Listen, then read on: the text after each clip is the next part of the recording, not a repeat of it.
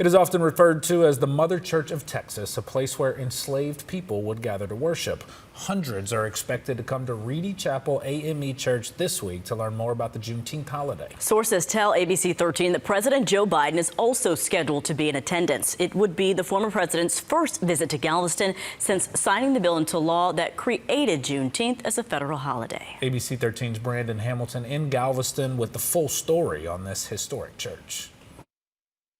When God begins to restore you, He doesn't just bring you back to where you were. He takes you further than you could ever have imagined. On Broadway in Galveston, you'll find the historic Reedy Chapel AME Church. Why is it so important to tell the history of Reedy? It's important to tell the history of Reedy because Reedy was established in 1848. It was known as the Colored Church on Broadway. And it was such because the other persons did not want us to worship with them. And so they gave us some land, and our ancestors built a church, which is not the one that we're standing in today, because this is the reconstructed church. But they gave us the land so that we could worship. We welcome you this morning. Reverend Patterson is the pastor of Reedy Chapel. On this Sunday, this is a layover and not your final destination. her message was one of restoration. Quite the sermon considering the history of this church. From a meeting place for the enslaved to where Major General Gordon Granger and Union soldiers would stop to deliver the news of freedom on June 19, 1865. We look to increase the knowledge and the history of Juneteenth. You may not know, but the Emancipation Notice was posted on the doors of Reedy Chapel, and so that's one reason why we're also historic.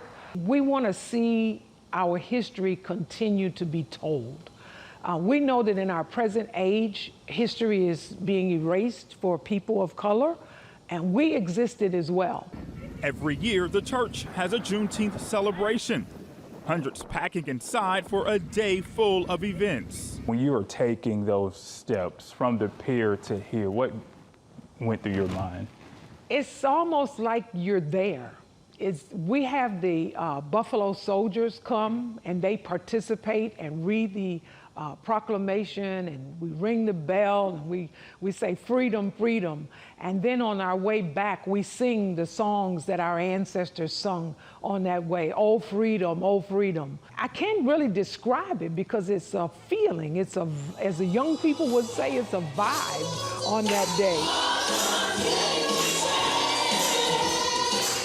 And we have to stand on His promises, knowing that the struggle may be real, but God is bigger than any struggle that we will encounter. And so we have to just keep the faith and keep knowing that He that has started a good thing in us will complete it at the day's end. Keeping the faith as so many of the enslaved people did. 160 years later, their answered prayers live on. In Galveston, Brandon Hamilton, ABC 13, Eyewitness News.